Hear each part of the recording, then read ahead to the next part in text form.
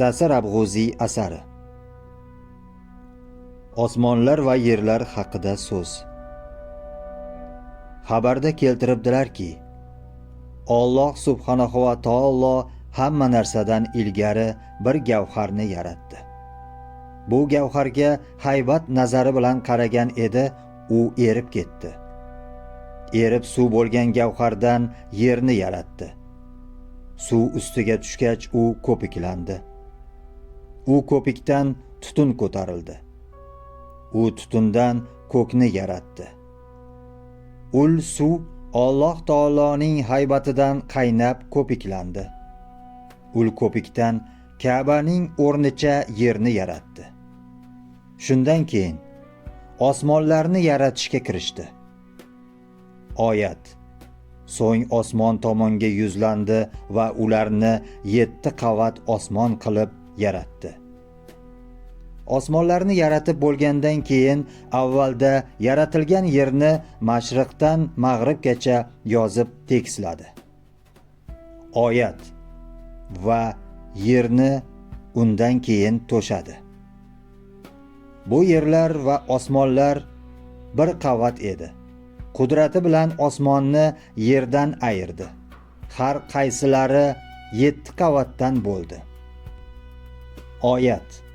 Alloh shunday zotki, u 7 osmonni yaratibdir va yerlardan ham shunchani. Bu 7 yer ustida suvlar yaratildi. U yerlarni ushlab termoq uchun tog'larni ular ustiga qoziq qilib yaratdi. Alloh taolo butun olamni 6 kunda yaratdi. Oyat. Badahqiq biz osmonlarni, yerni va ularning o'rtalaridagi bor narsalarni 6 kunda yaratdik. Xabarda keltirilishicha, yakshanba kuni osmonlarni yaratdi. Dushanba kuni oyni, quyoshni, yulduzlarni yaratib, falak ichida turgizdi. Seshanba kuni qush qumursqalarni, farishtalarni yaratdi.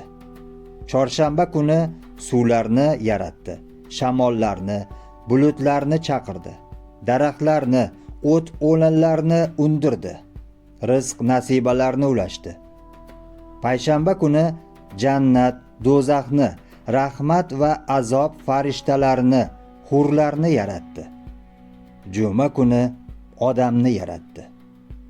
Shanba kuni hech narsa yaratmadi.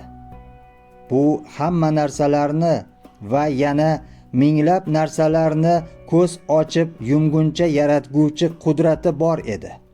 Shuning uchun 6 kunda yaratdiki, bunda bandalariga ta'lim bor edi. Men qodir bo'lsam-da shoshilib qilmasman degan. Rasululloh dedi: Shoshilish shaytonning ishi va shoshilmaslik Rahmonning ishidir.